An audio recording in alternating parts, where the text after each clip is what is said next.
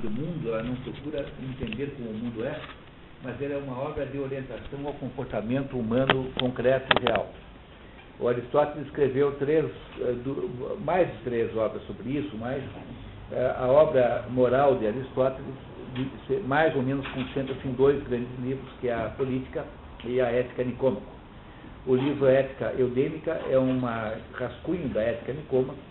O livro Econômica não é, de modo geral, considerado legítimo, portanto, deve ser, na verdade, alguém que escreveu um livro baseado no pedaço econômico da política, que é um pedaço sobre economia dentro da política. E a Muralha Magna também é considerado espúrio.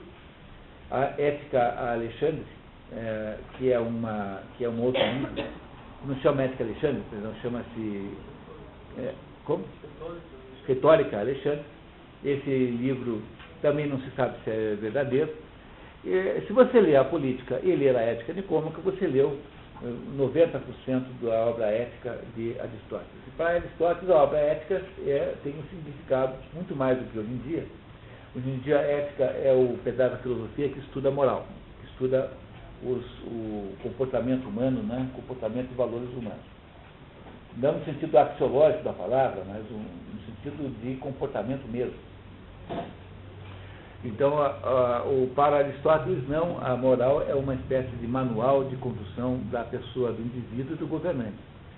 O Aristóteles passa o tempo todo nos dizendo que, antes de mais nada, somos cidadãos, somos membros de uma comunidade, e que é essa característica que deve pautar a ética pessoal. Quer dizer, a ética pessoal, o comportamento pessoal deveria ser feito em relação ao comportamento coletivo, mas essa tese de Aristóteles, ele mesmo se desmente, autodesmente, na medida em que a obra vai andando, você vai ver lá na frente, que no fundo, ele volta a uma proposição completamente pessoal de comportamento. E aí esse livro aqui, que é talvez o livro mais importante deles, né, é o livro que começa propondo, né, que a gente investigue, afinal de contas, o que é que as pessoas... Ele propõe um axioma logo de início, alguma coisa que ele não prova, mas que ele acha que não é auto-explicado, ou seja, auto-explica por si próprio, dizendo que tudo aquilo que se faz em virtude de algum bem, que a humanidade funciona assim. E ao afirmar isso, ele compra um problema, que é se perguntar o que é bem. Aí ele começa dizendo que há 2 tipos de bem, os bens finais e os bens intermediários. Um bem intermediário é, por exemplo, a passagem de avião. Quando você compra de avião, não é porque você quer passar de avião, mas porque você quer chegar em São Paulo. Então, o bem a que se almeja, em última análise, não pode ser o bem intermediário, mas o bem final. Ora, e o que é o bem final? Qual é o maior bem de todos? O maior bem de todos é a felicidade, que em grego é chamada a eudaimonia. A eudaimonia é a felicidade em grego, mas ao afirmar isso, ele compra um outro problema, que é definir então o que é felicidade. E ele mesmo admite que há muitas interpretações do que seja felicidade, dizendo que algumas pessoas acham que a felicidade está nas sensações agradáveis. Ele acha que essa é uma maneira muito ruim de definir felicidade, porque essa é uma felicidade que se aproxima da animalesca. Os animais também gostariam de ter uma vida de sensações agradáveis. Portanto, essa não pode ser a verdadeira felicidade humana, porque a verdadeira felicidade humana não pode ser alguma que os seres humanos compartilham com os outros seres. Tem que ser alguma felicidade que é apenas humana e não compartilhável. A segunda felicidade possível é que algumas pessoas alegam que feliz é ter honras externas, ou seja, receber honrarias do mundo, a consideração do mundo. Ele acha que essa é uma maneira muito imperfeita de obter felicidade, porque as honrarias externas, sendo externas, elas são volúveis, e aquilo que você pode parecer muito bom num dado momento, no dia seguinte você já não é o contrário, já é um bandido, um assassino. Acontece toda vez que muda de governo. Né? Então, eu contei para vocês o Alexis Stepanenko, que me contou que no último mês de governo você não consegue nem que o garçom te sirva um café. Você pede um café assim, foi ministro, né? Chega para o garçom, o senhor traz o café? Ih, ministro, o senhor está aqui há 4 anos, não sabe onde é a cozinha ainda? É possível uma coisa dessa? Né? O que acontece, você não era importante, né? Você era só o ministro, agora que não vai ser mais, você volta a ser menos que nada. Né? Então, diz o Aristóteles, também não é um jeito de você ter felicidade. O terceiro jeito é as pessoas que acham que a vida é feita para acumular bens, acumular dinheiro. Essa, de acordo com Aristóteles, de todas as vidas é a mais cretina. Porque se a vida buscando prazeres físicos e a vida buscando honrarias ainda são vidas legítimas, porque afinal de contas ambos são prazeres, são destinos finais, né? Tanto o prazer físico quanto a honraria é um bem final. A vida voltar para buscar bens intermediários é uma vida miserável, que é essa em que o sujeito acumula um dinheiro que só terá algum valor quando se livra dele, porque o dinheiro só vale alguma coisa quando você o troca por um vidrinho de Chanel número 5. Antes disso, não tem valor nenhum. Quer dizer, essa é a maneira mais triste e mais primitiva de viver a vida. E é por isso que Aristóteles diz na política, e não aqui, que a economia, verdadeiramente, o que se chama de economia, é a capacidade que tem a família de se sustentar. E que a arte de ficar enriquecendo por enriquecer não é arte econômica. Tá? Isso não é economia. Para Aristóteles, esse assunto não é econômico. Tá? Esse é um assunto voltado para uma outra coisa de natureza, uma outra atividade humana, mas não econômica. Então, para Aristóteles, qualquer espécie de especulação, qualquer espécie de intermediação, de que quer que seja, quer dizer, a hora que você transforma dinheiro em mercadoria, você sai da economia. Né? Não está mais na economia, está na crematística. Crematística é o nome dessa ciência do enriquecimento. Isso não tem nada a ver com economia. Compreenderam isso? Porque, no fundo, você não deve orientar a vida, para assuntos intermediários, que é isso que se faz o sujeito cujo objetivo de vida é enriquecer. Portanto, se nada disso é, de fato, felicidade humana, o que seria a felicidade humana? A felicidade humana seria você ser capaz de fazer estaria necessariamente ligada a alguma coisa que só os seres humanos podem fazer. Porque a felicidade, no fundo, é cumprir seu destino ontológico. Então, a água é feliz porque ela molha. Né? A água é molhada, está feliz. Quando você bebe a água, você está fazendo a felicidade da água. Né? O fogo é feliz quando ele queima, e afinal a natureza do fogo é queimar. A natureza do homem qual é? É você conduzir a sua vida, conduzir as suas ações pela mediação da razão. É isso que Aristóteles pensa. Então, é a condução da alma. A alma, nunca esqueça que alma para um grego é psique, e psique significa que nós podemos traduzir por alma, razão, mente, enfim, tudo isso é psique. A expressão psique grega é uma expressão muito ampla. Lá, Rodrigo. Então, estava fora? Ai, tá ali, eu fui pra São Paulo, da minha Santa Volta. É mesmo? Eita, tudo bem. Depois vocês expliquem melhor essa história, viu? Faça favor de explicar melhor essa história depois.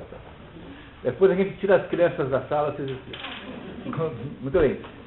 Aí o Aristóteles diz, bom, então se a felicidade é a condução da alma segundo a razão, é importante entender o que é a alma. E a alma, então, tem 3 componentes. A alma tem um componente dito vegetativo, que é um componente que todos os seres vivos têm, o componente vegetativo, todos os seres vivos têm. E ele é, digamos, passivo. É uma dinâmica existencial que todo que é vivo tem. Isso não interessa. Aí é o segundo componente, que é o componente sensitivo, que é dos sentimentos, portanto, das emoções. E esse componente dos sentimentos, ele é parcialmente controlável pela razão, não totalmente, mas parcialmente. Tanto é que uma pessoa pode muito bem controlar um ataque de fúria, por exemplo, não se enfurecer tanto. Né? Então ele sofre controle da razão. E por último tem o componente racional. Então aí Aristóteles vai nos dizer em seguida que como há 2 pedaços da alma que são suscetíveis, um integralmente racional e o outro imparcialmente, que é o sensitivo à razão, então daí nascem 2 tipos de comportamento, 2 tipos de moral. Então há uma moral para as coisas da alma sensitiva e é uma moral para as coisas da alma racional. Ele está nos contando agora da moral para as coisas sensitivas, e ele então nos conta que a moral, a ideia de comportamento perfeito, moralmente perfeito para a alma sensitiva, é o comportamento do justo meio, quer dizer, para as coisas associadas ao comportamento de sentimentos, está sempre a verdade no meio. Essa é a regra geral. Então, por exemplo, o que é um homem corajoso? Coragem, né? O que é coragem? Né? Coragem é uma atitude, né? Tá? É uma atitude no sentido de emocional. Muito bem. Então, o que é um homem corajoso? É aquele que está no meio tempo, no meio termo, né? Intermediário ao quê? Ao homem temerário, que é o sujeito excessivamente corajoso, que vai acabar se matando, porque entrar na jaula do leão, do meia dúzia de leões, tal, não é uma boa ideia, nenhum critério. E do outro lado, no outro extremo, está o homem covarde, aquele que não pode nem ver uma fotografia de um leão. Que sai do cinema quando entra aquele leão, né, ele sai correndo. Então, o sujeito que é corajoso é o sujeito que consegue estar no meio termo entre esses dois extremos. Todo o princípio da moral aristotélica é esse do meio termo. E é isso que ele está nos explicando agora. Só que no último encontro, ele fez uma interrupção para nos dizer que só são atos verdadeiramente que merecem. Você julga alguém pela qualidade dos seus atos morais. Ora, mas só é, de fato, realmente suscetível de admiração ou de condenação moral um ato que é tecnicamente voluntário. E aí então ele faz uma explicação sobre a diferença entre os atos e o ponto de vista da sua voluntariedade. E aí então, fazendo um pequeno resumo disso, imaginem, por exemplo, que alguém tenha matado outra pessoa. Um homem matou outro porque queria lhe roubar o dinheiro. O que é isso? Isso é um ato voluntário execrável, condenável. Um homem matou o outro porque ficou com raiva do outro por causa de uma fechada no trânsito. O que é isso? Isso é um ato voluntário com um atenuante. Mas é voluntário.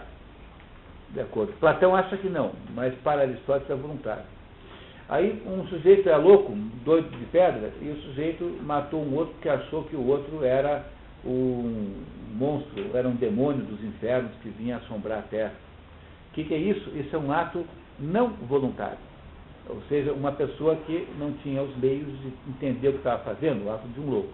E por último, imagine um homem que mata o outro sem querer, estava mostrando como é que funcionava uma arma, e não prestou atenção e não viu que estava carregada e matou um outro.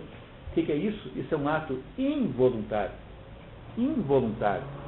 Com agravante, se for provada a displicência, né? A falta de cuidado e tal. Compreenderam? Então, um ato involuntário pode ser agravado por uma atitude inconsequente. Assim. Não é? Um ato involuntário. Por exemplo, que é o atropelamento por alguém que bebeu demais. Atropelou alguém. Isso é um ato, olá, tudo bem? Tá? Esse é um ato involuntário com agravante, com possibilidade de gravante. Mas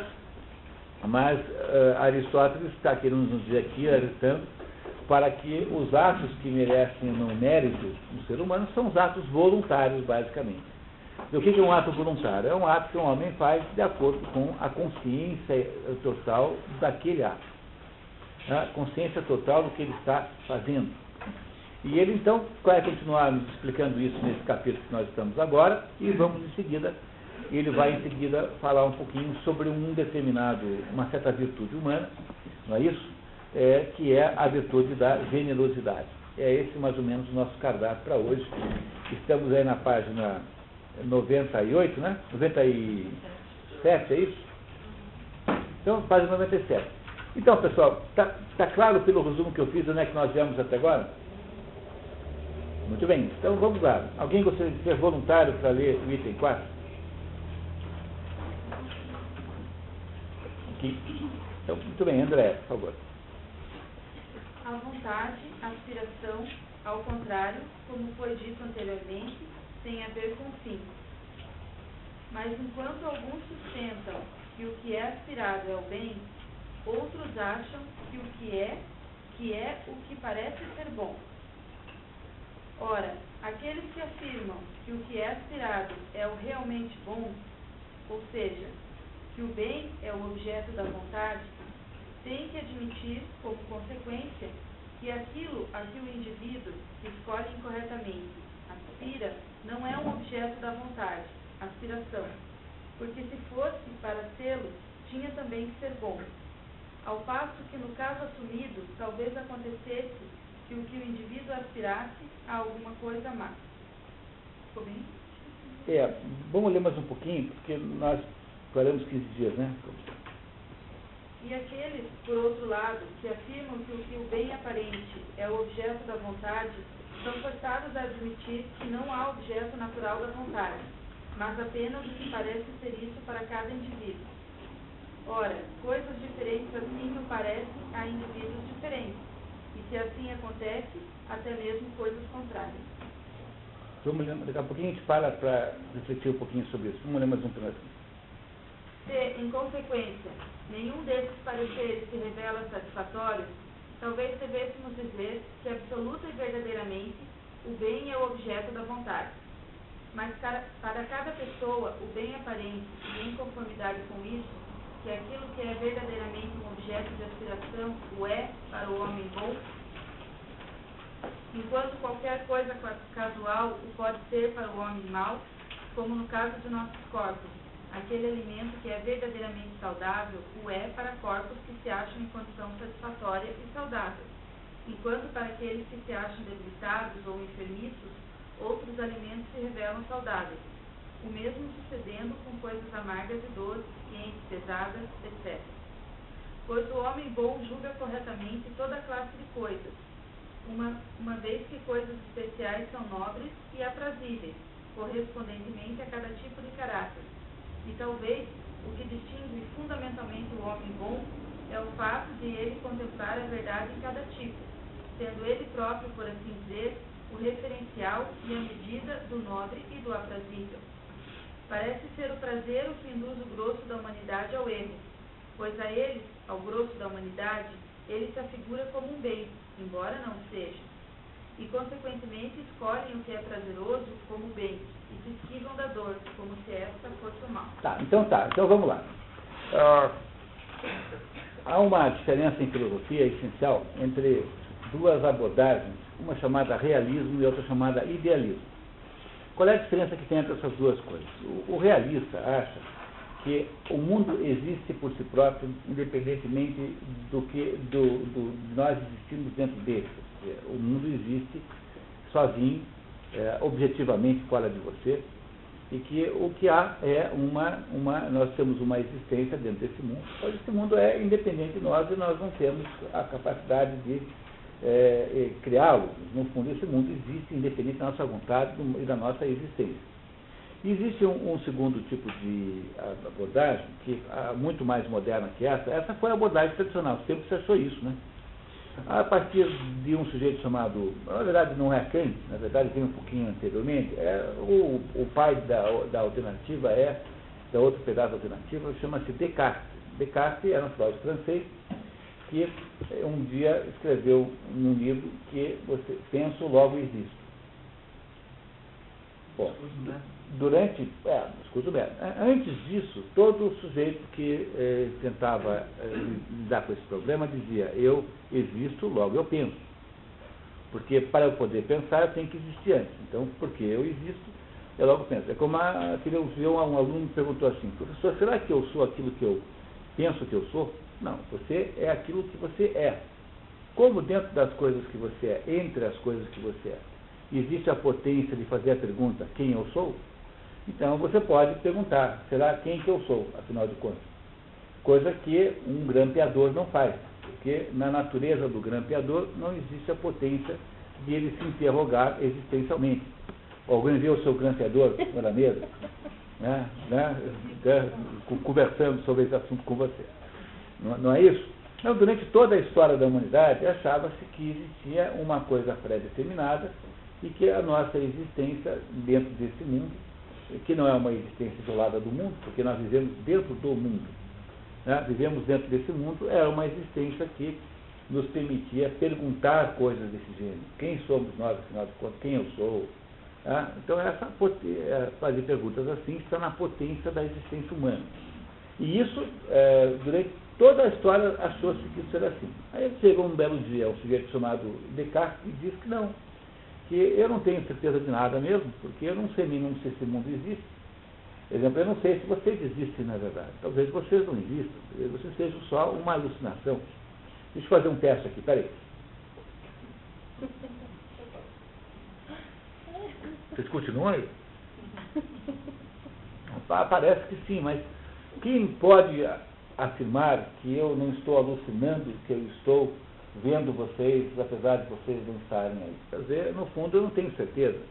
O que eu tenho certeza mesmo é que eu estou perguntando, será que vocês existem? Então, já que eu tenho certeza da pergunta, né, sobre se vocês existem ou não, então eu, no fundo, tenho como primeira referência da minha existência o fato de eu pensar. É por isso que ele diz que eu penso, logo existo. Entenderam o que ele fica achando isso? Né? Que ele pensa, logo existe, por causa disso. Né? Então, o problema, a partir daí, Descartes cria uma confusão tão grande, mas tão grande, que chega um momento, aparece o chamado Kant, e diz assim, não, o que acontece na prática é o seguinte: todos os dados da natureza entram no meu cérebro, na minha mente, por meio dos sentidos, tá? Por meio do tato, por meio da visão, da audição, enfim, do paladar. E esses dados aí são dados brutos, são dados não trabalhados, e eles só têm essa aparência que tem, porque dentro da minha mente existe um negócio chamado formas a priori, que são estruturas de compreensão do mundo, que fazem o mundo ter a aparência que tem. Então, quer dizer, então, na prática, que é a minha mente que formata o mundo, e o mundo não existe por si próprio, sem que a minha mente o formate antes. Se você chamava aquele pessoal anterior ao René Descartes de realistas, porque viam a realidade, esses agora são chamados de idealistas.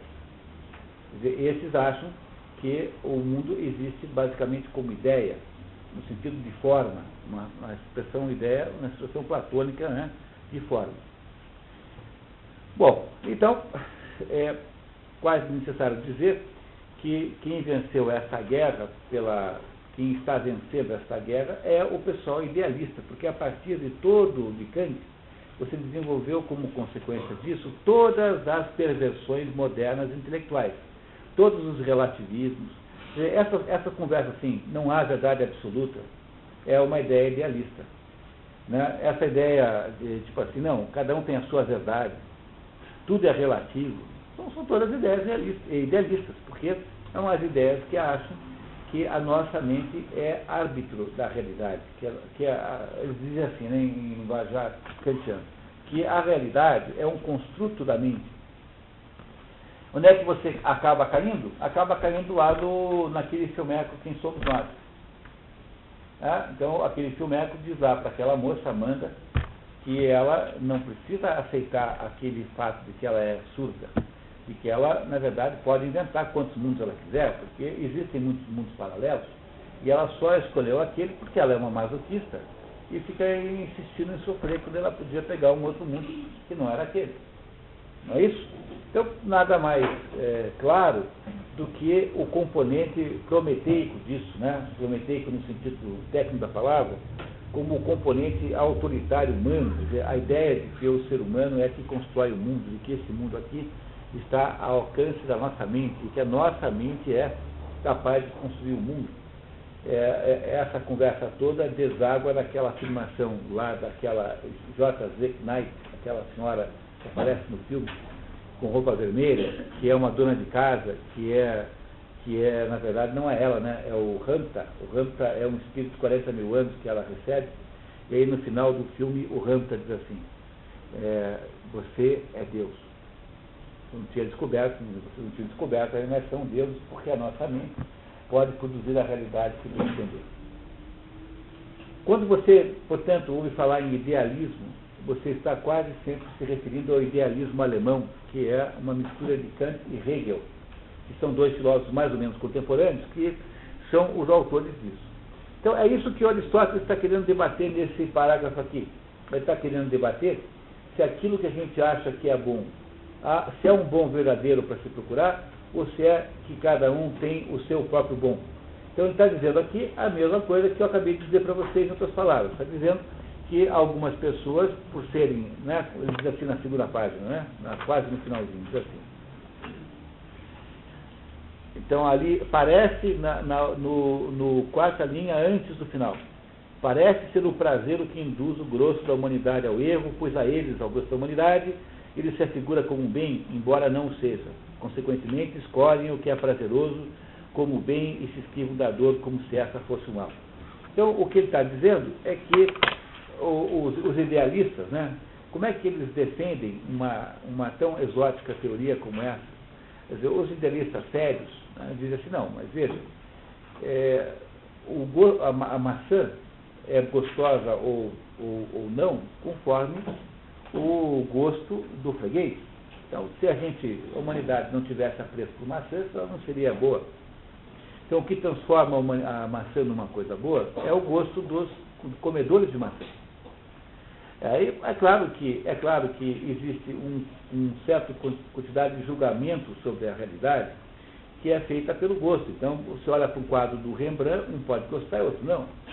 Mas o quadro do Rembrandt não é inventado pelo que gostou ou desinventado por aquele que não gostou. Ou, no fundo, o idealismo é completamente insustentável. Não é?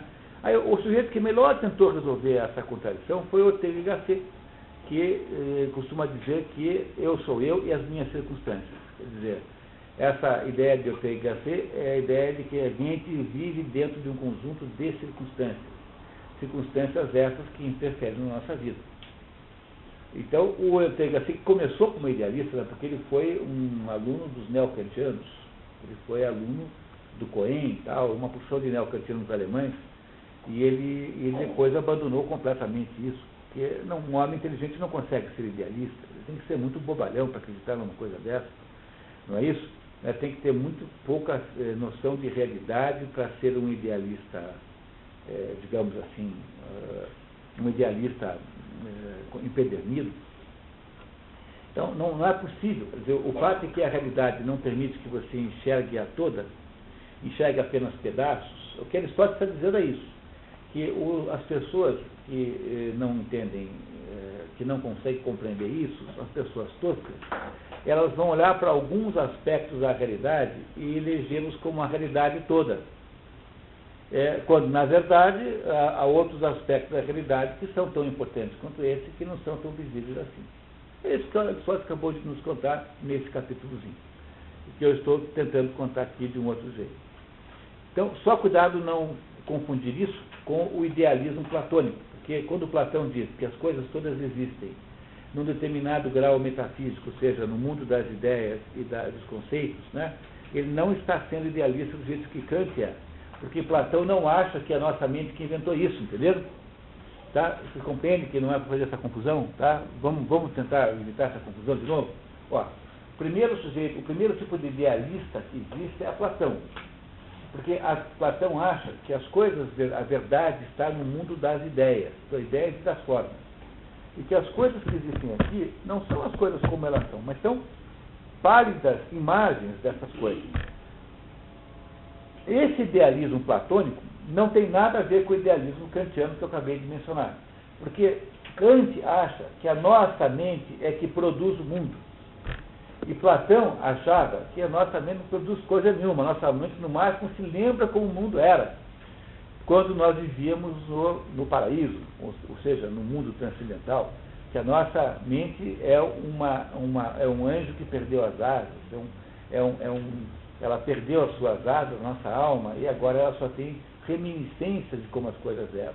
Mas isso, como as coisas eram, é anterior à nossa própria existência, portanto, somos nós que inventamos.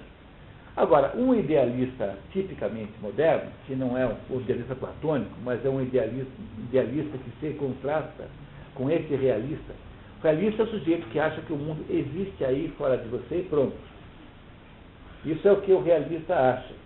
Tá? O realista acha que não é possível conhecer esse mundo na sua plenitude, muito embora seja obrigatório que você conheça um pedaço do mundo. Porque se o mundo não pudesse ser conhecível de modo nenhum, ele simplesmente não existiria. A razão pela qual o fato de que uma coisa existe, necessariamente tem de se deixar conhecer. Provavelmente essa é a razão pela qual Deus nos fez. Porque a existência de Deus pressupõe que ela seja conhecida. Será que vocês conseguem entender isso desse jeito assim, como eu estou falando? Quer dizer, tudo que existe tem necessariamente de deixar-se conhecer. Alguma coisa que não pode ser conhecida de modo nenhum é alguma coisa que rigorosamente não existe. Agora, o fato de que uma coisa deixa-se conhecer não quer dizer que ela se deixa conhecer totalmente. Então, quando eu, por exemplo, mostro para vocês a capa do livro, vocês não têm ideia do que está escrito atrás. Claro que um de vocês pode olhar atrás, né, então. Mas vocês, em princípio, não conseguem saber o que está escrito atrás desse livro. E como vocês não têm olhar de raio-x, como o Super-Homem e o Bate-Fino, né? Não, Super-Mouse, né? Então, vocês não conseguem ver do outro lado. Então, o fato de que vocês não veem do outro lado não quer dizer que esse livro não exista na sua plenitude. Simplesmente, os nossos meios de conhecimento são meios limitados. E, portanto, quando eu conheço a capa, eu automaticamente desconheço a contracapa. E é por isso que o conhecimento humano é um conhecimento parcial e imperfeito, mas ainda assim é um conhecimento. Essa é a essência do realismo. A essência do idealismo a partir de Descartes, isso basicamente kantiano, é a ideia de que a nossa mente é que arbitra o que é real e o que não é. Portanto, são as estruturas ditas, né, as estruturas formais que estão inseridas na mente humana, que dão forma, né, que são formas a priori, que já existiam antes, que dão forma para os dados da realidade que os nossos sentidos captam. Esse é talvez o maior debate filosófico de todos. Não há nenhum outro debate filosófico tão grande quanto esse. E você pode mais ou menos dividir os filósofos em metade de um time e metade no outro. Claro que modernamente está quase todo mundo no time idealista. Todo mundo tem essa conversinha assim, não, porque depende, olha, depende do... Isso é muito relativo, depende do... O fato de que vocês compreendem que a ideia de relatividade ela é apenas uma ideia boa com precaução. Então, quando você ouve alguém falar, você deve sempre ter uma atitude de caucionária, né? Uma atitude de precaução com relação a se aquela pessoa não está definindo uma tese em causa própria. Então, a atitude de ceticismo, né? O ceticismo, a preocupação com o interesse que alguma coisa pode ter, é uma atitude de precaução intelectual, mas não é uma atitude, não é uma filosofia possível. Você não pode ter uma filosofia baseada nisso, porque a ideia do ceticismo sistemático é uma ideia autoimolante, quer dizer, você se suicida. E toda vez que você cria uma filosofia baseada na ideia de que tudo é relativo, a primeira coisa que você fez foi dizer que a sua filosofia também é. Portanto, vale nada contra as outras.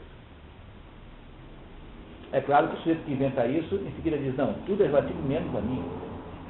A minha não, a minha é verdadeira. Mas isso é, obviamente, uma empulhação, né? Quer dizer, é uma pilantragem intelectual. Né? Aquilo que se chama em filosofia de heurística. Heurística é a arte de argumentar bem e equivocadamente. A heurística é a arte de enganar, tapear os outros. É a pilantragem intelectual, heurística. Então, é isso que ele está tentando dizer, que existe uma impossibilidade de você ser um sujeito idealista. Não dá para ser assim. Agora, ele não está falando do Platão aqui, está falando de um idealismo que é a base do idealismo moderno, do idealismo pós-Descartes, né?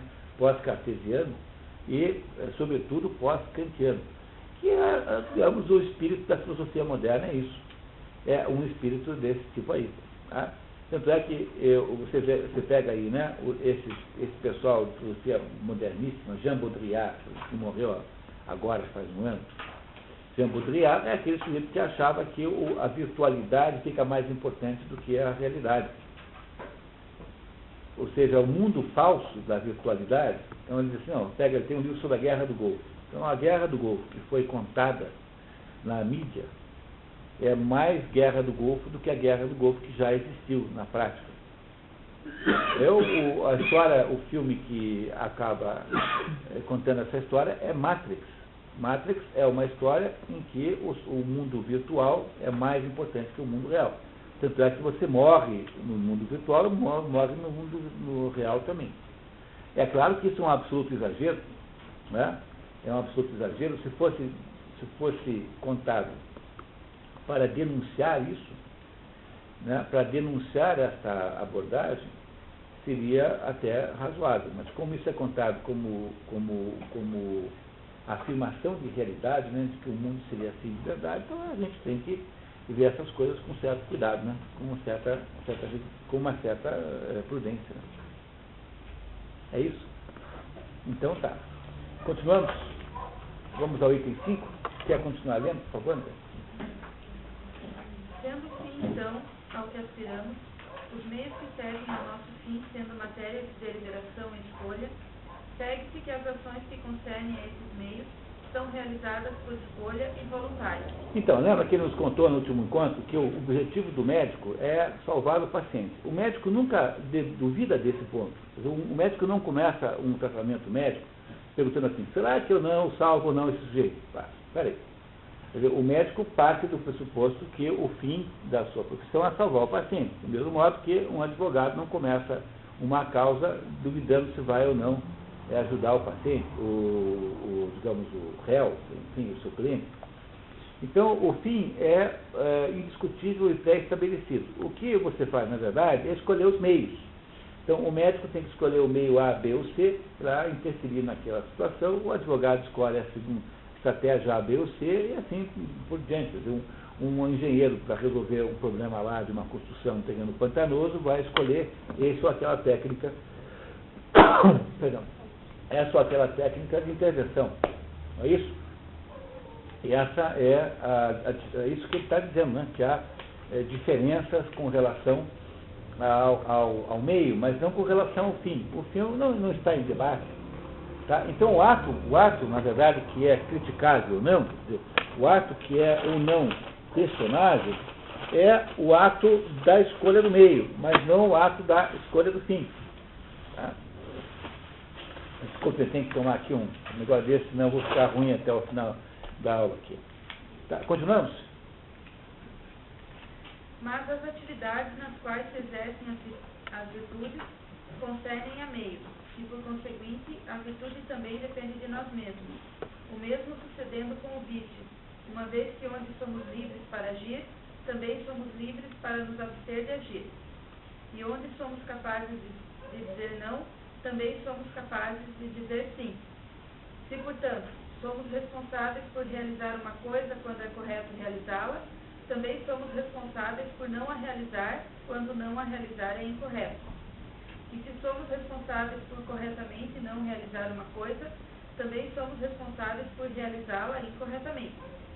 Mas se estiver em nosso poder fazer e nos abster de fazer o correto e o incorreto, e se, como vimos, ser bom ou mal é fazer o correto ou o incorreto, consequentemente depende de nós o fato de sermos virtuosos ou viciosos. Afirmar que ninguém seria mau e ninguém não seria bem-aventurado.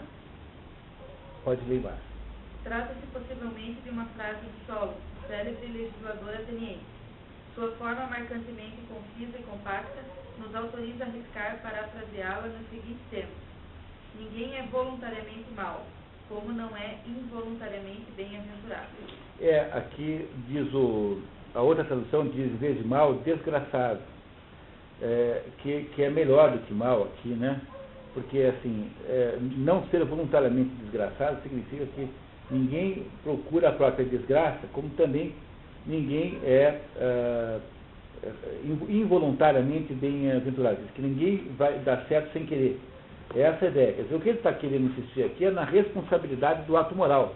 Porque, afinal de contas, não há possibilidade nenhuma de haver mérito na vida humana se não houver responsabilidade pelo ato moral. Por isso que ele começou esse capítulo explicando o que eram os atos, né? Quer dizer, a voluntariedade ou não do ato. O ato moral é necessariamente responsabilizante. Você, portanto, não tem mérito ou demérito se não tiver aí decisão, consciência daquilo que você faz e responsabilidade por aquilo que você faz. Não haveria nenhuma espécie de direito no mundo, não haveria direito no mundo se não tivesse isso. Porque o direito depende necessariamente da liberdade de fazer ou não fazer. Porque se todo mundo é obrigado a fazer, os animais não têm sistema jurídico, não tem tribunais, não é isso? Não tem advogado, sapos advogados, sapos promotores de justiça, entendeu? Não tem. Não, por quê? Porque, a não ser em fábulas, porque aí nós estamos substituindo o ser humano pelo bichinho, né? Mas o mundo animal não é feito por relações de direito. Os animais cumprem os seus trajetos existenciais pré-programados. Eles não tomam decisões sobre isso ou sobre aquilo. A gente fica um pouco, às vezes, sem saber que isso é assim, porque nós convivemos com animais, como cachorro, por exemplo, que é muito comum, que parece ter consciência moral. Né? Porque eles ficam desmoralizados quando se briga com eles. Assim, né? Então, na verdade, cachorro nenhum tem consciência moral, eles ficam chateados porque eles acham que você não os ama mais, mas não porque eles acham que fizeram uma coisa errada. Entendeu? Eles têm a percepção da simpatia e antipatia, agressividade, mas não porque eles, de fato, eu não devia ter saído, né, saído lá, transado com aquele coisa do cachorro lá, tal, voltado grávida para casa, tal. Cachorro nenhum tem esse raciocínio, compreendendo? Nenhum deles faz um raciocínio como esse. Tá? É muito diferente do nosso caso, né? Não é isso? Continuando, por favor. Afirmar que ninguém seria mau e ninguém não seria bem-aventurado parece ser meio falso, ainda que meio verdadeiro. Quer dizer, é verdadeiro que ninguém seja relutante em ser bem-aventurado, mas não é verdadeiro que a maldade seja involuntária. Caso contrário, teremos que contradizer o que acabamos de declarar e afirmar que o ser humano não é o princípio, fundamento e gerador de suas ações, como é de seus filhos. Mas se é evidente que o ser humano é o autor de suas próprias ações, e se somos incapazes de remontar nossas ações a quaisquer outros princípios, fundamentos que não sejam aqueles dentro de nós mesmos, então as ações cujos princípios, fundamentos residem em nós, elas próprias, dependem de nós e são voluntárias. Então é por isso que existe, antes de mais nada, uma coisa chamada consciência moral, de onde parte todo o problema. Tudo que você possa imaginar associado com moral depende da existência de um tribunal interior chamado consciência moral, que todo mundo tem, que é aquela dúvida que ocorre em você todos os dias, às vezes mais uma vez por dia, sobre se deve fazer uma coisa A ou B. Quer dizer, sem consciência moral, que é um tribunal interior e que independe da sociedade, não haveria possibilidade nenhuma de haver regras morais externas. Como o animal não tem consciência moral, não pode haver um direito canino, um direito sapístico, entendeu? Um código moral, um código de conduta das arapongas, entendeu? Não há códigos morais externos ligados aos animais, porque não há consciência moral a qual eles se reportariam. Entenderam? Então, para você saber se a vida moral é uma vida, se o fenômeno moral é um fenômeno social ou não, porque fica essa conversinha fiada, né? Veja como a moral é diferente. De repente tem que andar na praia de vestido, depois pode andar pelada na praia. Antigamente não podia nem segurar a mão da namorada na sala, e hoje os meninos dormem juntos na casa, né, dos pais, namorados, né? Veja então como esse negócio de moral é externo e é absolutamente relativo. Não é isso que vocês ouvem o dia inteiro?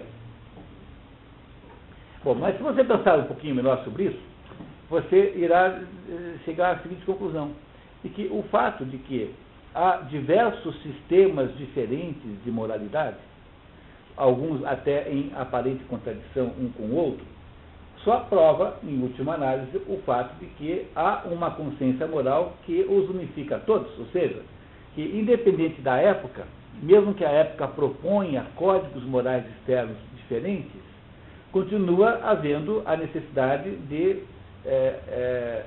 resolver um problema moral que sempre tem. O que você varia é o modo como se resolve o problema moral, porque os códigos morais podem ser variantes, porque, afinal de contas, o mundo é diferente.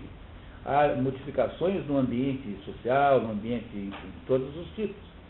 Agora, em todos os casos, mesmo quando há regras morais conflitantes, existem regras morais. Quer dizer, no fundo, o fenômeno moral continua, porque o fenômeno de base, que é o fenômeno originário de tudo isso, nunca foi modificado pelo esse assunto. Ou seja, a diversidade de códigos morais só prova de modo inequívoco que o fenômeno moral não é social, mas é um fenômeno interno. É exatamente o contrário do que se pretende que prove. Agora, é claro que os códigos externos morais podem variar de lugar para lugar, de época para época. Então, há muitas variações, e algumas delas até aberrantes, que entram em conflito com os nossos códigos morais. Por exemplo, a ideia da extirpação do clítoris é uma coisa que é absolutamente inaceitável no critério europeu moderno. No critério africano, não. Então, é um negócio na África comum. Eles fazem isso por razões simbólicas. A extirpação do clítoris é a extirpação do resquício, digamos, do resquício masculino da mulher, ou seja, é a confirmação da feminilidade, do mesmo modo que a circuncisão é a extirpação do resquício feminino do homem, é a confirmação da masculinidade. Nós podemos achar uma cretinice, de fato achamos, às vezes acham alguma graça nisso. Então, o fato de que eles fazem de um jeito e nós fazemos de outro aqui, não quer dizer que que a moral é um conceito relativo, quer dizer simplesmente que os códigos morais são variantes. Agora, os códigos morais, sejam quais forem eles, mesmo quando estão em contradição entre si, eles referem-se a um mesmo fenômeno que é a consciência moral, que no fundo continua perguntando o que fazer, se faz ou não faz, dependendo do jeito como a sociedade é naquele momento. Pode ser que a solução seja de uma ou de outra, mas o fenômeno moral, que é a consciência moral em si própria, ela é absolutamente independente da sociedade.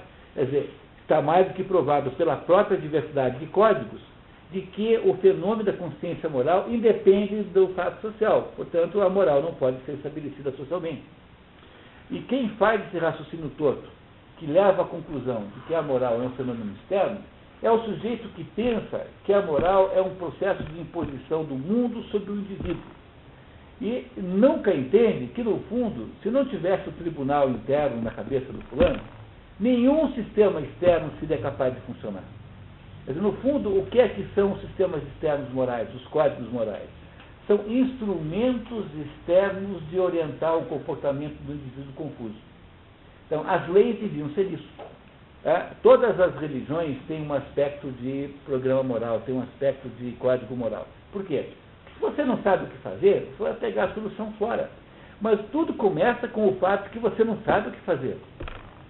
Agora, se você não reconhece o fenômeno moral como sendo um fenômeno interno, como sendo um fenômeno do indivíduo, então você sempre achará que a moral é um negócio imposto de fora para dentro, portanto, que é uma série de tirania social, e aí você julgará que os códigos morais são absolutamente dominantes, quer dizer, que no fundo, depende daquela época, daquele negócio.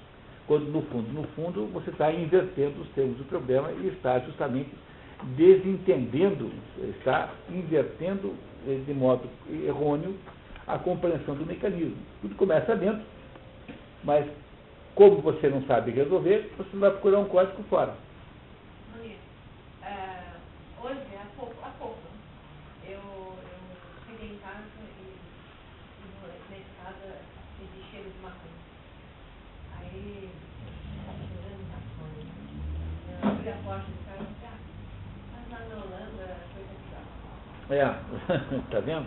Tá vendo? Mas aí, bom, digamos assim que aí já é uma maneira de você resolver o seu dilema moral interno. Porque, no fundo, o que estava incomodando você é assim, será que eu brigo ou não brigo com meu filho? Não é. Tá bom. Não, mesmo que fosse, entendeu? Podia ser, né? Será que, o que eu faço agora? Eu vou lá e brigo com os meninos, denuncio para o síndico? ou então eu deixo isso ser assim como é. Então esse é o problema que você está tentando resolver. Esse é o dilema moral que você tem que resolver. E esse dilema moral não é um dilema social, é um dilema interno, que acontece dentro de um fenômeno que acontece na sua alma, na sua existência interna.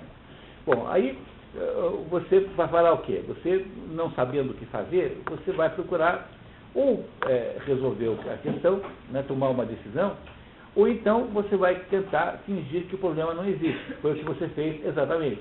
Então você achou que você transferiu-se. Você, o que você fez? Então, você fez o quê? Você se transferiu para a Holanda, fingiu que você morava na Holanda durante 30 segundos, olhou para o código moral vigente da Holanda e falou, Simão, aqui pode. Então tá, então não tem problema. E voltou para o Champanhar, em Curitiba. Então, o que você fez foi uma estratégia de escapar do problema, criando, então, uma espécie de mentira existencial sobre o seu local de moradia. Entendeu? Entendeu como é? Então, no fundo, você não resolveu o problema, você escapou dele. Eu sempre digo que tem sempre 3 estratégias básicas de você não escapar do problema moral. Todas as 3 legítimas, né? A primeira é fazer como faz o Raskolnikov, que finge que para ele tem um código moral especial, para ele e para Napoleão Bonaparte.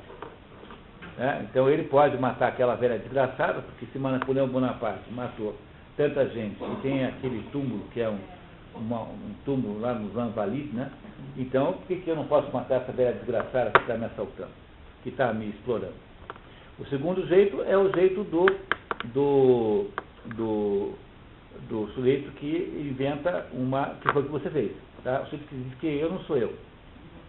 Então eu digo assim, não, isso vale para mim, mas acontece que não sou eu que estou aqui agora, nesse momento. Não, é o Paulo Maluf, né? Não, mas é sobretudo a figura literária que melhor mostra isso, é o médico e o monstro. É o Dr. Jekyll, que para poder cair na gandaia, né, ele vira o Mr. Hyde. Então quem é que caiu na gandaia? Foi o Mr. Hyde. Entendeu? Tá? E você fez uma coisa parecida com o Brasil mudando-se para a Holanda por uns 30 segundos. E o terceiro jeito é o jeito do sujeito que é o mersô do estrangeiro, que chega e diz assim, não, mas esse negócio de código moral, isso não é um problema, é a sociedade que inventou que isso é o problema. No fundo, isso não tem a menor importância. A sociedade que inventa isso, por alguma razão, não sei, porque ela é dominada por uns velhos chatos e acerbos e tristes, e ela que inventou que não pode fumar maconha. Então, é apenas uma bobagem social, eu não vou dar importância para isso. É o mersô do estrangeiro. Então, você tem em 3 personagens literárias os 3 métodos básicos de você escapar do dilema moral. Não ter que tomar decisão. Aquela decisão de fazer uma coisa ou outra. Seja como for, o fenômeno é sempre o fenômeno interno. Então não há possibilidade de haver nenhum código externo agindo sobre uma inexistência do fenômeno internamente. Todo processo moral é um processo interno, antes de mais nada. É por isso que não existe moral disso, moral daquilo, moral daquilo outro. Então não há uma moral específica do contador, não há uma moral específica para o administrador de recursos humanos, uma moral... Porque, no fundo, a moral é sempre humana. A moral não tem essa diferença. Há, na verdade, uma moral por indivíduo, no sentido que o fenômeno é individual. Individualíssimo. E essa ideia toda moderna de ficar criando códigos morais por setores da sociedade é apenas uma maneira de você tiranizar os outros. Então, os contadores lá, para protegerem os seus salários, inventam um tal de código moral entre eles, chamado não poder, quando toca de contador, o novo não pode cobrar menos que o anterior. O que é isso? É uma pilantragem, uma sem vergonhice, entendeu? É uma coisa de vigarista, é crime contra a economia popular e que virou código moral do contador. Entenderam o que se faz com essa expressão moralidade no mundo contemporâneo? Moralidade é apenas uma maneira de você acusar os outros daquela coisa que você faz para parecer que você é mais bonito que os outros. Nós vivemos num mundo em que a palavra moral, ética, né, que ninguém fala moral, né, não fala ética. Então, a palavra ética é a maior prostituta que você possa imaginar. E há uma sinistra ligação entre a quantidade de vezes que se fala em ética nessas empresas aí e a quantidade de roubo que elas têm, uma ligação direta internamente. Então, quanto mais se faz seminários sobre ética, quanto mais se faz encontros sobre ética, maior é a quantidade de roubo que aquelas empresas estão executando. Imagina assim, né, uma dessas empresas de telefonia, celular, está montando seminário de ética.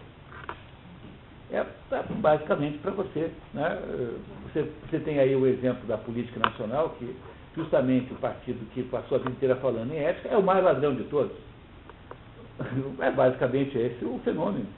Então, hoje, quando eu falo ouço falar em ética, começa a me dar automaticamente aquela doença terrível, infarto no meu saco. Porque cai entre nós, né? Cai entre nós, né? Entendeu? Não é para levar a sério uma coisa dessa. O fenômeno é absolutamente... É uma coisa de um ridículo tão grande, tão grande. Um dia eu participei de um seminário de ética, numa mesa redonda, e uma das pessoas que estava lá começou a fazer um discurso de ética, a ética segundo Marilena Chauí. Então é assim, a ética tem que ser incluída. O que é ser ética? Ser incluidor. Deus, o que será que é ser incluidor? Essas coisas, essa conversa, esses modismos são tão vazios, mas é uma coisa tão terrível, que você começou a se falar desse jeito e já não entende mais nada. Porque a coisa é muito diferente do que as pessoas pensam que é, porque é muito mais simples, na verdade. Então não há possibilidade de nenhum código externo funcionar se você não reconhecer o tribunal que há dentro de você, sem o que você não é um ser humano. Se há alguma coisa que caracteriza a existência humana, é o fato de que nós não sabemos o que fazer. Diferentemente do hamster que você tem em casa, que sempre sabe o que fazer. O seu hamster tem uma vida muito mais definida do que você tem. Ele pode morar numa gaiolinha, então ele tem problemas tem dificuldades para viajar, mas ele, no fundo, não tem dúvidas existenciais. Não é isso?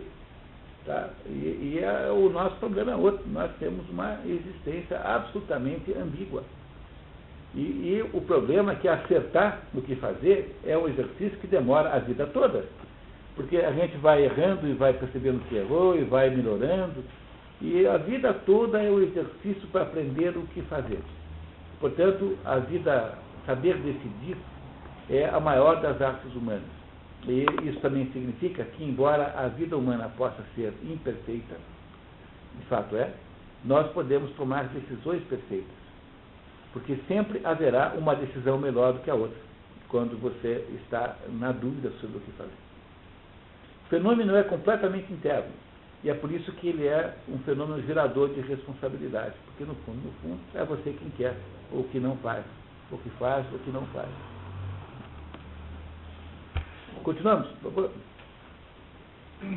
Essa conclusão parece ser atestada tanto pelo comportamento humano na vida privada, quanto pela prática dos legisladores, pois estes punem e exigem retificação daqueles que perpetram o mal, exceto quando é perpetrado sob compulsão ou devido à ignorância, pelo que o próprio agente não é responsável. Que é o caso do ação não voluntária, tá? Não voluntária. Enquanto honram aqueles que realizam ações e feitos nobres, a fim de estimular esses últimos e reprimir os primeiros. Ninguém, todavia, tenta nos estimular a realizar coisas que não dependem de nós mesmos e não são voluntárias. Supõe-se que não haja vantagem alguma em ser persuadido a não sentir calor, dor, fome ou coisas semelhantes, uma vez que não deixaremos em absoluto de senti-los. Com efeito, o próprio fato de uma ofensa ter sido cometida na ignorância pode apresentar um fundamento para a punição nos casos nos quais o ofensor é considerado responsável por sua ignorância. É o caso do ato involuntário com agravante. Entendeu? O sujeito, por exemplo, que emprestou um carro e não viu que estava sem freio, né?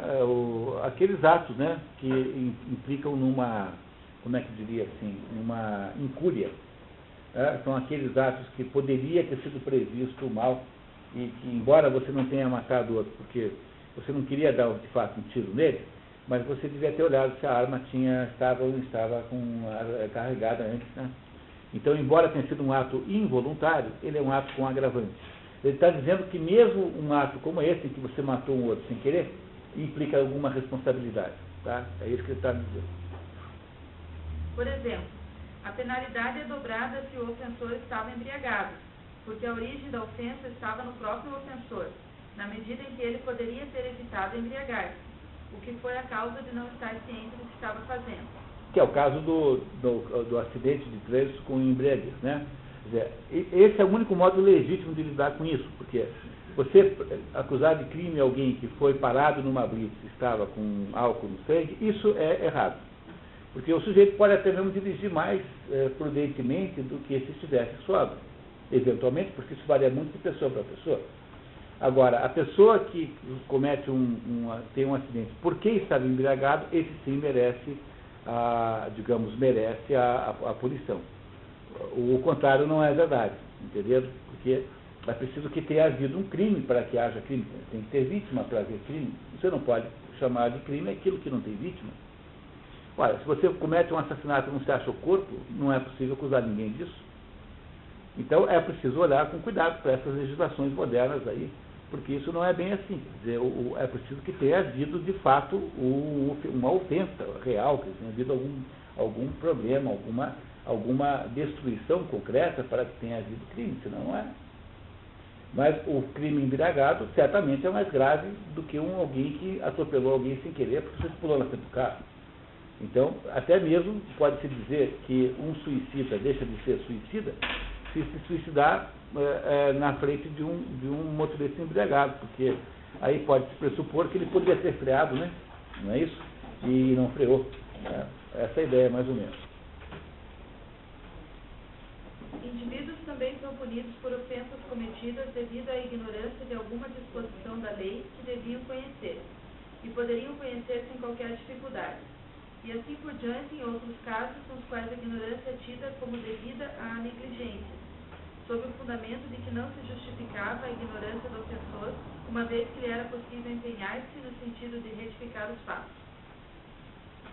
Pode-se objetar que talvez esse indivíduo não seja o tipo de homem que se empenhe em retificar os fatos. Bem, mas os indivíduos são eles próprios responsáveis por se terem tornado negligentes através de uma vida negligente, como são por serem injustos ou desregrados, se cometem atos maus ou passam seu tempo em bebedeiras de dissipação. Dissipação é no sentido de farra, né? Assim. Adquirem uma qualidade particular por agirem constantemente de uma maneira particular, o que é indicado pela forma na qual homens treinam para alguma competição ou empreendimento, ou seja, praticam continuamente. Assim, somente uma pessoa inteiramente destituída de senso é incapaz de perceber que nossos caracteres são o resultado... Nossos caracteres? Porque é plural de caráter. São o resultado de nossa conduta. Porém, se o indivíduo cientemente age de um modo cujo resultado será torná-lo injusto, tem-se que deve dizer que é voluntariamente injusto. Tá certo? Eu só estou querendo dizer o seguinte, que uma pessoa que tem um comportamento displicente e que gera males por causa disso. Então, imagine um fulano que tem que cuidar de uma segurança de uma máquina, por exemplo, e uma caldeira, uma máquina qualquer, cuja mau funcionamento pode ser dramático. Assim. E essa pessoa age displicentemente de modo sistemático, e ela não pode depois alegar que ela é involuntariamente responsável por aquilo. Ela, no fundo, ao ter feito uma vida de uma natureza displicente, ao ter constituído uma vida displicente, ela pode ser responsável pelas consequências dessa vida. Assim, então, você não pode tomar um porre toda noite e depois colocar a culpa na brama, entendeu? Ninguém pode encher a cara todo dia e depois dizer, não, eu não sou eu que... o sujeito não pode fumar a vida inteira e depois botar a culpa na sua cruz. Entenderam que é moralmente errado fazer uma coisa dessa? Você não pode ter uma vida de fumante, e independente de quanto faça mal, sei lá, mas supondo que faça mal o cigarro, você não pode ter uma vida de fumante e depois alegar que você é vítima da Sr. Dick, da Souza Cruz, da Philip Morris, mas você é responsável pela sua vida de fumante. E se você toma um porre toda noite, você é responsável por isso. E a culpa não é da, sei lá, da Sigras, ou da Brahma, sei lá, da Tatuzinho. Entendeu? Não é a culpa dele. Você tem que assumir essa culpa. Num mundo em que as pessoas tendem a ser, porque no fundo o que acontece no mundo contemporâneo é que é uma espécie de tendência à infantilização de todo mundo. E como é que essa infantilização se manifesta? Ela se manifesta, por exemplo, numa ideia de garantias existenciais como garantia de emprego, a ideia de que você tem direito àquele emprego onde você está, a ideia de que você não tem responsabilidade pelos seus atos, então você vai botar a culpa no outro fulano. Então você é gordo e vai botar a culpa no McDonald's. Entendeu? Porque você, afinal de contas, não é o culpado. O McDonald's é que te engordou. Mas quem foi que criou o hábito de todo dia no McDonald's 3 vezes por dia comer 5 Big Macs? Você. Né? Não é isso? Compreenderam que a gente perdeu a noção de responsabilidade sobre a própria vida? Aí o Ayrton Senna anda 300 km com carro e aí morre. Aí no dia seguinte está o Ricardo Chaves na televisão dizendo que tinha que melhorar a segurança na Fórmula 1. Não tenha paciência. Quer dizer, num esporte onde as pessoas andam a 300 por hora, há uma chance de você morrer. Então, se morreu, não é para botar a culpa nesse ou naquele. A culpa não é do Williams lá, do dono da escuderia, não é do circuito do jogo. Mas o tal do jogo chamado automóvel é perigoso. E se você é uma modelo e ganha $10 mil para desfilar, não pode reclamar que te mandaram fazer uma lipoaspiração para perder 3 quilos. Porque se você não quer ser bem magrinha, então você vai ser secretária, vai fazer qualquer coisa, viver com o Gustavon. Agora, se você acha bacana, entendeu? Você acha bacana ser modelo e não quer ser magrinha, mas qual é? Entendendo que há uma série de incoerências absolutas. Não dá. Se você acha mais importante comer um monte de bombas de creme na família, não vai ser modelo, vai ser outra coisa na vida, porque não é só essa profissão que existe. Mas a ideia de que você tem direito às duas coisas ao mesmo tempo é uma ideia infantil, porque as crianças é que têm essa ideia de que há que não há restrições na vida. O mundo infantilizado que existe hoje, né, a sociedade infantilizada, é que tem essa atitude de se despedir da responsabilidade. Você tira a responsabilidade da sua existência. É isso que ele está dizendo aqui, que é inaceitável num estudo moral. A base de todo código moral, ou seja, a base de qualquer espécie de código moral, é a aceitação da autorresponsabilidade. Então você não pode culpar os outros pela sua própria, em direito a um princípio assim, né? Como é que é mesmo? Ninguém pode ser beneficiado, como é que fala mesmo, Gerson? Pela sua própria... Como é? Torpeza. Isso. Ninguém pode ser beneficiado da sua própria torpeza. Então, por exemplo, o governo federal não pode emitir títulos, vender esses títulos e depois dizer que não vai resgatá-los. Lá na frente dizer que você pagou o imposto com aqueles títulos que você mesmo emitiu. Porque aí você está dizendo assim, não, eu não paguei os títulos, então agora quero me beneficiar da minha própria inadimplência. Então ninguém deveria se beneficiar da própria torpeza, que é basicamente o que Aristóteles está dizendo aqui. Esse princípio do direito moderno foi estabelecido pelo Aristóteles aqui, nesse momento aqui. Até sobre isso, você estava lembrando que nos Estados Unidos tem pessoas que entram com ações contra as empresas de cigarro e ganham indenizações. Estados Unidos não, ninguém ganhou até hoje. Será que não ganhou? Nada, ninguém. Nunca ganharam. Reportagem sobre isso, pessoas que Não, entram com ações. o pessoal entra, mas não ganha, porque chega no Supremo Tribunal e eles dizem, olha, você não sabia que a companhia te obrigou a fumar? Não. A companhia disse para você que não fazia mal? Não. Então você fumou porque quis. Então o problema é seu.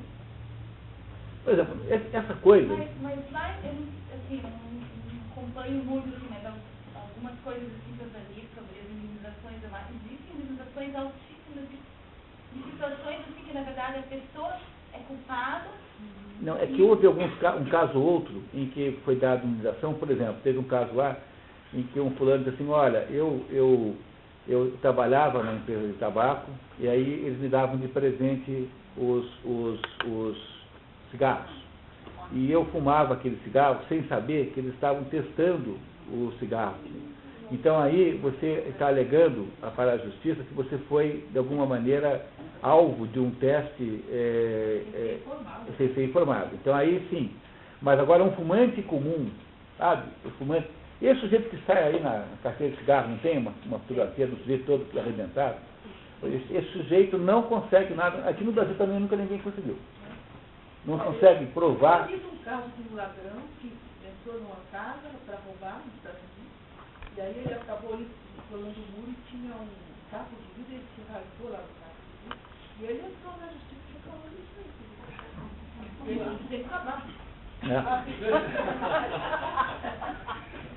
Eu não sei o que deu depois disso ali. É possível que tenha ganho também. Agora, nos casos específicos do cigarro, há uma noção clara de responsabilidade, que é o mesmo que acontece nos Estados Unidos com a seleção trabalhista. Se chegasse um juiz americano, como faz aqui, diz, olha, eu estou há 20 anos trabalhando aqui nessa empresa, eu nunca tirei férias, eu fiquei trabalhando todo dia até as 3 da manhã, e sábado, domingo também, os juízes vão te prender no hospício, porque você é louco, pô. Quer dizer, você não teve tempo de saber que o seu empregador era picareta? Eu tenho uma melhor solução para acabar com essa bobagem de justiça trabalhista aqui, que é você estabelecer por lei que só pode reclamar 3 meses. Bom, acabou a indústria de trabalhista. Não precisa fazer nada, deixa essa porcaria de CLT, né? Mas só pode reclamar 3 meses, porque uma pessoa maior, que pode votar, pode ir para a guerra, né? Pode eleger o presidente da República. 3 meses não está bom para você perceber que o seu patrão é vigarista? Bom, né? Você, 3 meses depois, não foi pago nenhum dia. Não teve final de semana. Tá? Você então chega lá e diz, ó, seus filhos, eu estou querendo receber 3 meses. Pronto. Agora, fora isso, não dá, pô, porque fora isso está errado. Né? Não pode. Você tem que aceitar a responsabilidade da pessoa. Então, a primeira coisa da vida adulta é aceitar a responsabilidade pelos seus próprios atos. No hinduísmo, quando o menino tem 9 anos, e se for Brahman, ele tem que ir lá dizer para alguém, eu aceito a responsabilidade de ser Brahman. Então, você tem que ter rituais de responsabilização pessoal. É isso que o Aristóteles está dizendo, que não é possível construir uma sociedade, um esquema moral que funcione, se você não parte da ideia de que o sujeito é responsável pelos seus próprios atos. Não é isso? Ah, então não adianta ir lá atrás de brigar com a Brahma porque você é alcoólatra. Você não está cansado de saber que beber gera dependência? Não, então por que bebeu? Né? Tudo bem, continuando. Além disso, embora seja implausível afirmar que um homem que age injusta ou desregradamente não aspira a ser injusto ou desregrado, isso de modo algum significa que ele pode parar de ser injusto e se tornar justo simplesmente por aspirar a fazê-lo.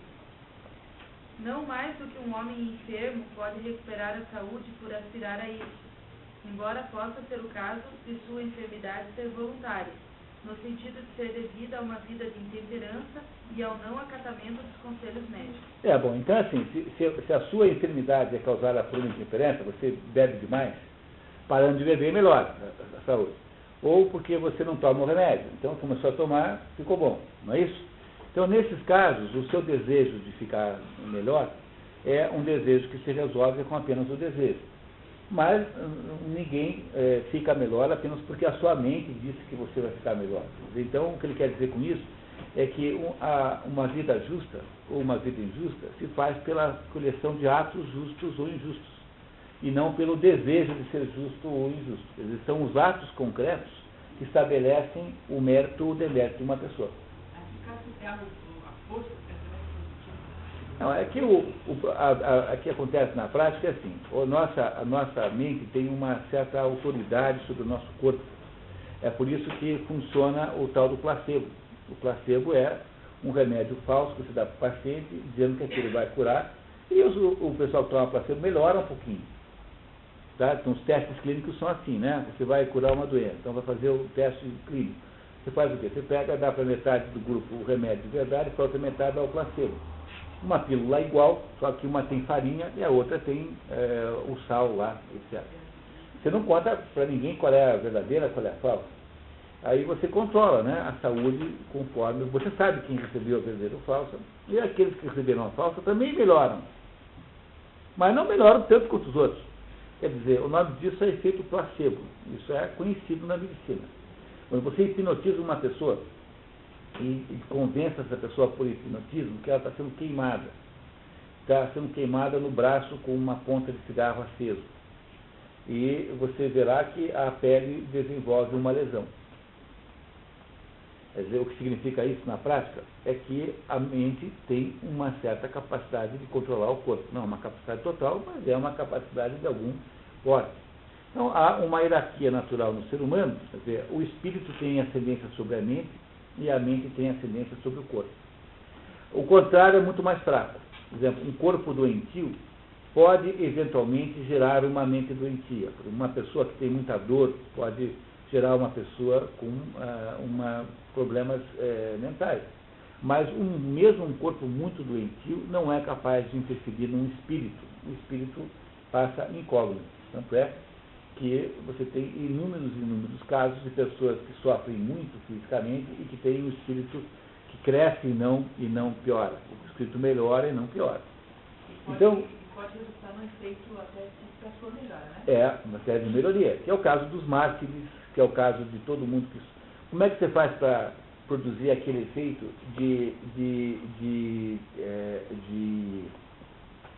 aquele efeito místico que eu contava para vocês no começo aqui, os que estavam aqui chegaram um pouco antes, né? Como é que um monge torna-se um ser místico, faz uma experiência mística? Ele faz isso martirizando o corpo. Então você não vai ter nenhum místico que come 5 frangos por dia, 20 saquinhos de batata frita, entendeu? Toma sopa de noite, ninguém vira místico assim. O sujeito que é místico é aquele sujeito que vai lá, não come nada, faz jejum.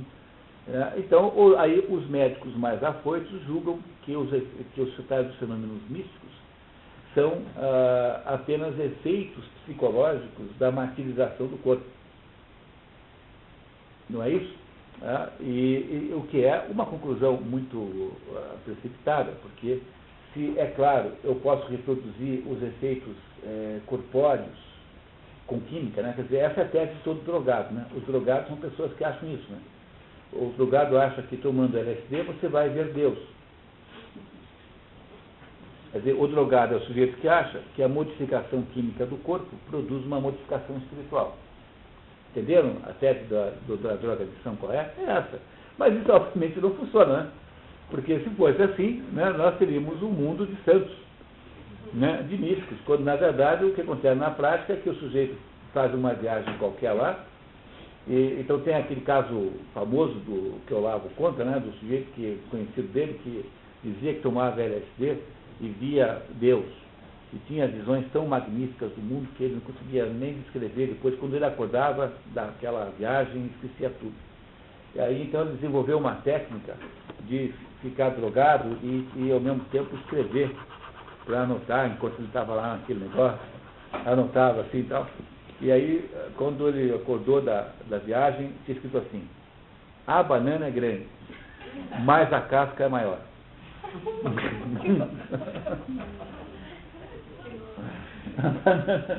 Quer dizer, uma experiência espiritual extraordinária produz um efeito no corpo, mas o contrário não é verdade, porque seria absurdo que o mais baixo produzisse um efeito no mais alto, não funciona assim.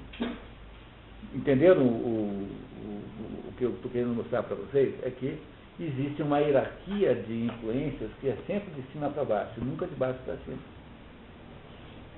O fato de que a sua mente manda parcialmente no seu corpo, ela não quer dizer que a sua mente possa produzir o seu corpo. Então, cuidado para não virar idealista kantiano. Porque o idealista kantiano não acha isso, ele acha que o mundo é criado pela mente.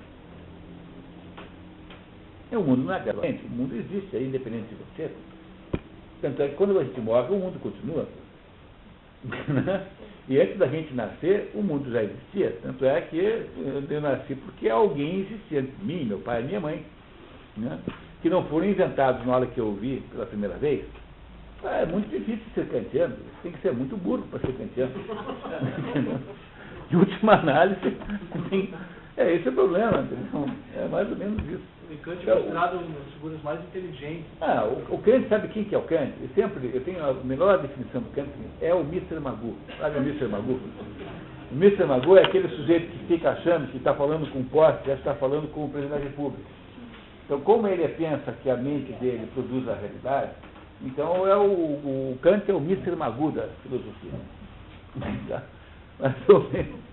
Então, continuamos. Vamos lá.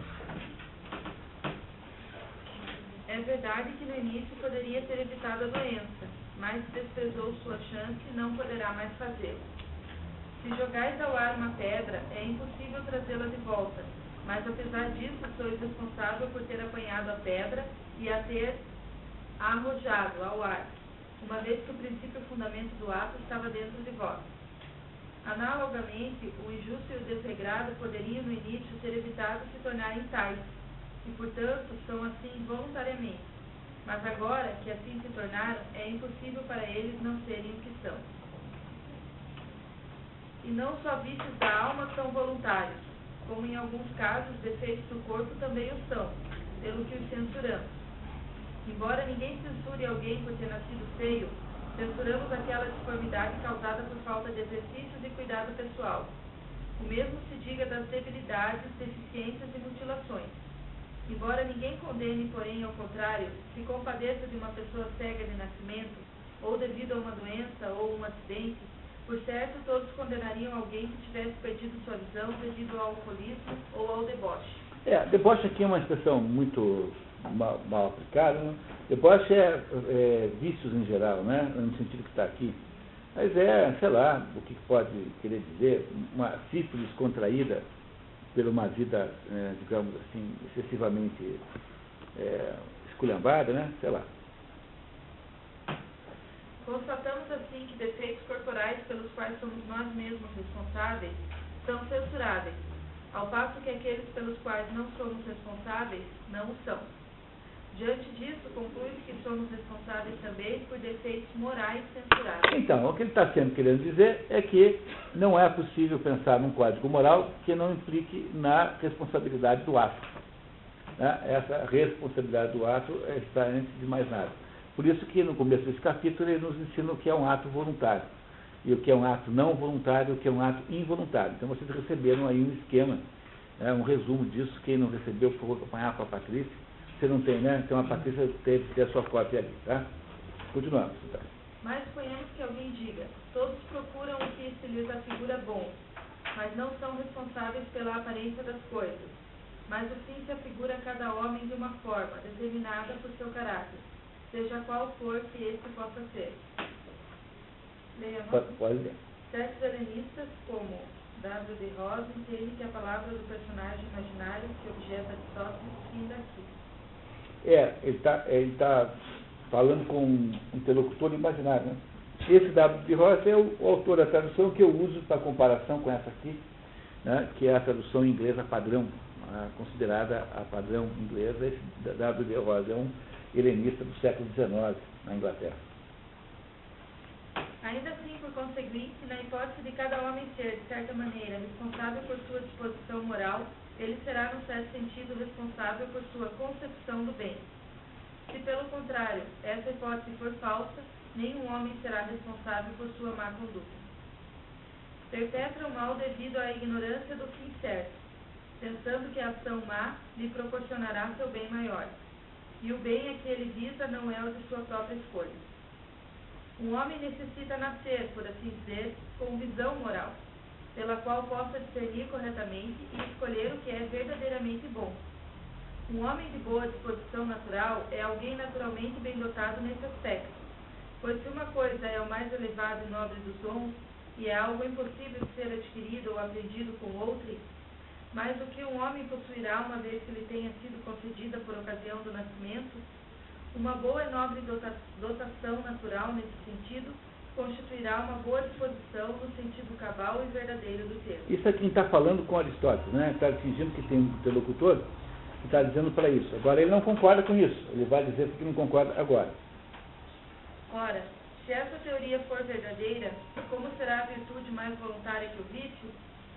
Tanto para o homem bom quanto para o mau, a visão que eles têm de seus fins é determinada da mesma maneira pela natureza, ou seja, como for, e todas suas ações de qualquer espécie são guiadas por referência aos seus fins, tais como determinados. Assim sendo, se a visão que o homem tem de seu fim, seja qual for, não é proporcionada pela natureza, mas é parcialmente devida a ele próprio, ou se seu fim for determinado pela natureza, de uma maneira ou outra, a virtude é voluntária, porque as ações do homem bom, no sentido de atingir seu fim, são voluntárias.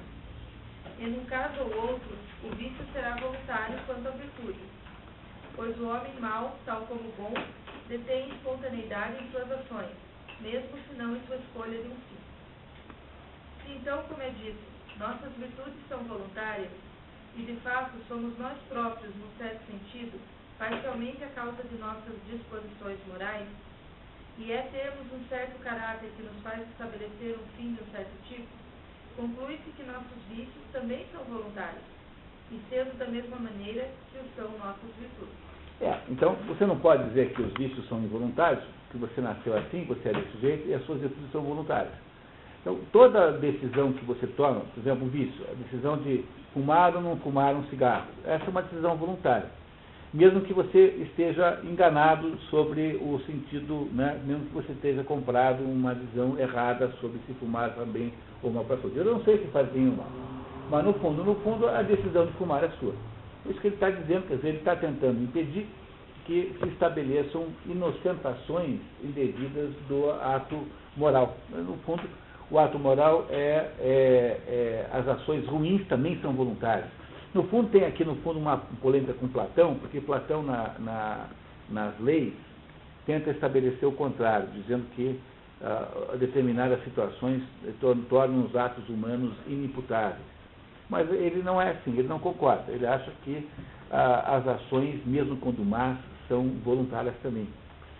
Há, no fundo, um debate com o professor dele, Platão, que pensa diferente. E vai continuar agora e fechar esse raciocínio. Vamos lá. Efetuamos assim, delineadamente, a discussão das virtudes em geral, tendo indicado seu gênero, a saber que são meios e disposições. O texto entre chaves é provavelmente uma interpolação.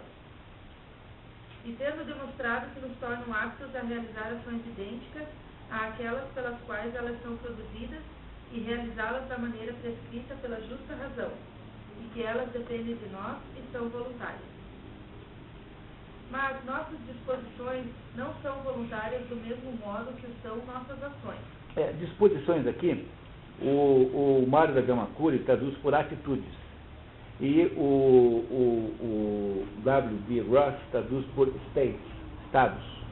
O que é interessante que tenha havido 3 traduções tão díspares disso, né? Então, se a ação é um ato concreto, quer dizer, a atitude, o modo como você faz, a abordagem como você faz a ação, essa pode ser involuntária. Vamos esperar explicar por quê, como é assim. Somos capazes de controlar nossas ações do começo ao fim e estamos delas conscientes em cada estágio.